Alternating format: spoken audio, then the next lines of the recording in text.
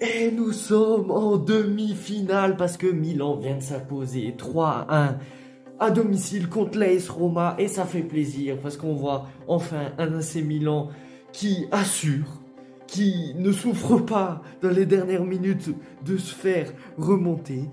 On arrive à ramener à la maison une victoire avec une bonne prestation et ça fait plaisir. Voilà la différence, voilà ce que ça fait d'avoir une équipe, un effectif plus long. Parce qu'à l'époque, on n'avait pas des remplaçants. Et là, en cours de match, tu me fais rentrer qui?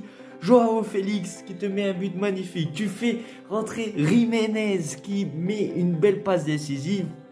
Et tout le monde est content et on rentre à la maison avec la satisfaction d'aller en demi-finale et de finalement bien jouer. Est-ce que la saison de l'AC Milan commence à partir d'aujourd'hui?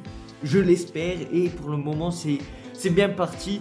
J'ai l'impression que en faisant le ménage, l'AC Milan s'est débarrassé des gens qui voulaient plus jouer, des gens qui n'étaient plus trop professionnels, comme Okafor qui était en surpoids, Bennacer qui voulait partir déjà depuis cet été, Calabria qui, voilà, hein, c'était un miraculé, on sait même pas ce qu'il foutait là et il voulait partir aussi, Morata qui se sentait plus bien. On a fait un sacré ménage et au final on se retrouve avec des joueurs qui sont là et enfin pas qui supportent l'AC Milan, mais qui tiennent à l'AC Milan et qui veulent démontrer et qui veulent gagner. Voilà, c'est ça qu'on veut. On ne demande pas des 11 titulaires supporters de l'AC Milan, mais on demande des professionnels qui font ce qu'on leur demande. Parce que là, être 8e en championnat, ça n'allait pas. Bon, là, c'était la Coupe d'Italie. Mais on voit tout de suite la différence. On voit tout de suite la différence. Bon, vous allez forcément m'en parler. Le doublé de Abraham. Voilà, je suis sûr que quand il a marqué les 2 buts, vous avez pensé à moi. Vous savez pas, vous savez très bien à quel point je l'adore. Non, vous savez très bien que pour moi, c'est pas un joueur à la hauteur d'être à l'AC Milan. Mais ce soir, il faut dire qu'il a fait son rôle de numéro 9. Premier but sur passe décisive de Théo Hernandez qui a mis 2 passes décisives ce soir sur les 2 buts de Abraham. Premier but qui était quand même sacrément compliqué parce qu'il est en extension, il fait le mouvement de la tête et je veux dire, bon d'habitude il la met jamais. Je pense que c'est son premier but de la tête avec l'AC Milan, voire en Serie A. Non, bon là j'abuse mais voilà, ça c'est un beau but. Puis le deuxième but, bon, généralement, ça, on a peur qu'il le loupe. Bon, au final, il la met au fond des filets. Voilà, comme quoi, c'est pas que à nous que ça arrive, qu'on se prend toujours des buts d'un ancien coéquipier, d'un ancien joueur qui jouait à l'AC Milan, même l'AS Roma. Là, en plus, c'est un joueur qui est prêté par l'AS Roma et qui marque contre l'AS Roma. Du coup, forcément, quand il a marqué les 2 buts, il n'a pas célébré, hein, c'est juste comme ça, voilà, au moins il est respectueux. En même temps, c'est son club d'appartenance. Vous voulez qu'il fasse quoi? Qu'il enlève son maillot, qu'il fait des doigts d'honneur? Non, ben non, il peut pas. Mais ce qui m'a plu ce soir, c'est de voir une équipe compacte, de voir des gens qui sont professionnels et qui sont bons dans leur poste. Tu vois tout de suite la différence avec Kyle Walker. Kyle Walker, bah en fait, c'est entre Calabria et Emerson Royal et tu mets à la place Kyle Walker, c'est le jour et la nuit. C'est le jour et la nuit, tu vois. Même s'il a 35 ans, je sais pas, il te donne cette sécurité que Calabria et Emerson Royal n'avaient pas. Que ce soit dans les tacles, que ce soit dans les passes. Ça fait tellement plaisir d'avoir un défenseur droit de ce niveau-là. C'est ça qu'on voulait, c'est ça qu'on voulait. Ce soir, la charnière centrale aura été impeccable. Pavlovic, dire que la direction voulait le vendre pour 20 millions d'euros, là, je pense en Turquie. Mais quel joueur! Je sais même pas comment il a fait pour rester autant de temps sur le banc. Pourtant, au début, quand il a commencé avec l'AC Milan, il avait fait des bons matchs. Après, il a loupé un match contre Liverpool, il me semble. Ça y est, il a fini sur le banc. Non, mais quel joueur! En plus, il anticipe toujours les adversaires, les passes des adversaires en dehors de notre surface de réparation. Mais quel plaisir! Il a la grinta! Mais quand tu le vois intercepter les ballons, faire des tacles, Le gars, bon, il en a rien à foutre, il a un peu foutre dans sa tête, parce qu'il tacle, que ça soit dans la surface de réparation, que ça soit dans les toilettes de San Siro, que ça soit au milieu de terrain, il fait toujours les mêmes tacles. Mais il a une précision, genre c'est un chirurgien dans ses tacles, il a une de ses précisions que s'il se loupe, c'est sûr, avec la puissance qu'il met dans ses tacles, c'est sûr c'est soit un jaune, soit un rouge. Donc franchement, merci Pavlovic de te réveiller parce qu'on en avait besoin, surtout que là, Gabia s'était légèrement blessé. Bon, il a joué quand même, il est rentré en cours de jeu dans le derby, mais Malik Thio, il est H24 blessé. On avait besoin d'un Pavlovic à cette hauteur-là et dire qu'on allait le vendre. Oh là la vache. Je suis content que tu sois resté. Et voilà, pareil pour Tomori, voilà. J'avais dit contre Dinamo Zagreb qu'il était nul, parce que dans ce match-là, il était nul. Je croyais, après le match contre Dinamo Zagreb, je croyais vraiment l'avoir complètement perdu. Mais là, dans le derby, il nous fait une très belle prestation. Et là, ce soir, il confirme ses belles prestations. Ça fait plaisir de voir un Tomori efficace comme ça. Le vieux Tomori, après à voir s'il va être continu au fur et à mesure de la saison. Mais ça fait plaisir. Théo Hernandez, c'est pas le même Théo Hernandez prime, mais il y a du mieux, il y a plus de fugues vers l'avant, des galopés vers l'avant, de passes décisives, donc il n'y a rien à dire. Merci Théo, tu reviens en forme en espérant que tu continues comme ça, parce qu'on a besoin d'un Théo Hernandez comme ça pour la suite de la saison. Milieu de terrain, Moussa, en soi, c'est compliqué, parce que les joueurs comme ça, c'est les joueurs qu'adorent les entraîneurs. Parce que beaucoup de quantité, il court partout, à droite, à gauche, défense, attaque, il fait tout. Sauf que, depuis le début de la saison, il n'a pas réussi un putain de centre. Il l'a pas réussi. À chaque fois, il s'excentre sur le côté droit, il fait un centre, soit ça arrive à l'autre bout du stade, soit ça arrive entre les mains du gardien, mais t'arrives pas à centrer. Du coup, vraiment... Là, toute la semaine, entraîne-le juste à faire des centres. Il doit faire ça toute la journée. Il doit regarder. On doit lui mettre sur la télévision, on doit lui mettre tous ses centres loupés. Parce qu'il doit apprendre à centrer. Parce que c'est pas possible. À part ça, bon, beaucoup de quantité. Même des fois, quand il dribble un petit peu, quand il fait des feintes de corps, il est utile. Bon, des fois, il perd des ballons à la con. Mais voilà, beaucoup de quantité, un peu moins de qualité. Donc, Fofana, son retour, voilà, parce qu'il avait loupé le derby. Voilà, je suis content de le revoir. Toujours utile au milieu de terrain. Il obtient des fautes, il récupère des ballons, il distribue les ballons. Voilà, Fofana. Reinders, en vrai, même quand j'ai vu Joao Félix, Jiménez rentrer, j'ai vu une équipe très portée vers l'avant. Mais Reinders, on pourrait croire qu'il a laissé s'effacer, mais non, il était toujours au centre du jeu et ça fait plaisir. Bon, peut-être il n'a pas été décisif, mais il est toujours là, toujours utile. Donc voilà, merci d'être à l'AC Milan, Reinders. Bon, je sais pas pourquoi Jiménez, ou je sais pas comment on va l'appeler, mais Alex Jiménez et pas Santiago Jiménez. Je sais pas pourquoi il a joué à gauche à la place de Leao et pourquoi Leao n'a pas joué titulaire, je sais pas. Mais en soi, Jiménez, c'est un peu... Bon, déjà, de base, c'est un défenseur droit. Donc, on le fait jouer tout sauf à son poste. Mais Jiménez, il me fait penser un peu à Moussa. Dans le sens où, beaucoup de quantité, un peu moins de qualité, mais il a beaucoup plus de qualité que Moussa. Et par contre, Jiménez, c'est un joueur que j'adore. Parce qu'en plus, voilà, bon, il lui manque toujours ce dernier truc dans le dernier geste. Mais on voit que c'est un joueur de qualité quand même. C'est un joueur de qualité. Bon, je sais pas si... Je crois qu'il y a une option de contre-achat du Real Madrid. J'espère qu'ils vont pas le racheter comme à la Brahim Diaz, on va dire. Mais non, Jiménez, c'est un joueur utile. Tu le mets, là où tu le mets, il est utile. Il donne à fond. Bon, à un moment, il a loupé une balle et il voulait faire la passe à Kyle Walker.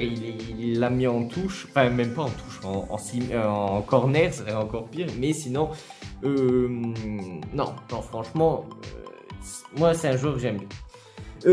Abraham, j'en ai parlé, ce soir il a fait le numéro 9, ce qu'on lui demandait. Si seulement il pouvait faire ça plus souvent, parce que s'il fait ça plus souvent, moi je dis oui à Abraham, hein. C'est pas parce que moi j'ai quelque chose contre lui, non, c'est juste dans son style de jeu en général, il me plaît pas. C'est juste là, je sais pas, il s'est réveillé parce qu'il jouait contre son ancien club, enfin son club de propriété. Et du coup, bah, je sais pas, il a décidé de mettre un doublé comme ça. Pulisic, ces derniers temps, depuis qu'il est revenu de blessure, c'est beaucoup de quantité toujours, avec un peu moins de qualité que d'habitude, mais ça reste le Pulisic qu'on aime. Voilà, sur Pulisic, de toute façon, on peut rien dire, hein, très professionnel, il se donne à fond, 100%, il fait des replis défensifs. C'est ça qu'on aime d'un joueur comme ça qui se donne à fond sur le terrain, qui mouille le maillot, et c'est ça qu'on aime. Donc, on va parler de l'entrée de Joao Félix et de Jiménez, je sais pas comment ça se prononce, enfin il l'a dit, mais Jiménez, je pense, Jiménez, je sais pas. Enfin bref, l'entrée de ces deux joueurs, on l'a vu directement l'impact dans la partie. Bon, peut-être Jiménez un petit peu plus timide que Joao Félix, parce que Joao Félix, dès qu'il est rentré, tu voyais son impact. Il n'avait pas peur de prendre le ballon, de dribbler, et là on voit la différence de qualité quand même entre un banc de touche sans Jiménez et sans Joao Félix. Et là, je pense que la deuxième partie de la saison, on va pouvoir s'amuser avec des joueurs comme ça. Mais vous avez vu Joao Félix, le toucher de balle, j'ai l'impression que la balle lui colle au pied, c'est toujours la tête haute, toujours en mouvement, et ça fait plaisir de voir un joueur comme ça, aussi technique. Ouais, je pense qu'on va s'amuser cette saison en espérant que ça soit pas juste sa dernière saison à l'AC Milan et qu'on puisse trouver un arrangement avec Chelsea pour l'acheter. Oui, je sais que c'est le premier match, ça se trouve le reste de la saison il va se blesser. Bon, j'ai pas envie de porter malchance, mais voilà, c'est un joueur que c'est incroyable, c'est incroyable. En plus, le but là en lobant le gardien, là c'était magnifique. Surpasse décisive de Jiménez qui, comme j'ai dit, était un peu timide. Ça se voyait que ça l'impressionnait quand même de rentrer à San Siro titulaire et tout ça. Mais la passe décisive pour Joao Félix, il l'a quand même fait. Donc voilà, impliqué dans le troisième but, ça fait plaisir. En espérant que tu puisses marquer bientôt ton premier but comme Joao Félix. Dès son entrée de jeu, il marque et ça fait plaisir. Après, il y a qui d'autre qui est rentré? Il y a Sotil à la 99e. Bon, qu'est-ce que tu veux dire? Il y a rien à dire de spécial. J'étais surpris de ne pas voir Bondo sur le banc, je sais pas pourquoi, peut-être des derniers détails administratifs à régler, je sais pas, peut-être il peut pas encore jouer, il n'est pas inscrit, je sais pas. C'est à vous de me dire si vous avez plus d'informations. Et contre Sessao, ce que j'ai émis, c'est que même quand on gagnait 2-0, il a fait rentrer des joueurs offensifs. Vous pouvez être sûr que ça soit Pioli, que ça soit Fonseca, sur le 2-0, il aurait mis la baraque, il aurait mis les digues, il aurait mis le mur, il aurait pris tous les hommes des chantiers, il aurait construit un mur. C'était sûr. Il aurait pris Krunic, il aurait mis défenseur droit, il aurait pris tous les défenseurs qu'on aurait, il les aurait mis en défense. Sauf que là, il a quand même décidé de continuer de jouer parce que Milan, on sait très bien qu'on n'a pas une défense incroyable. Ok, enfin, si, on a une bonne défense, mais on souffre beaucoup, surtout quand la défense est très reculée.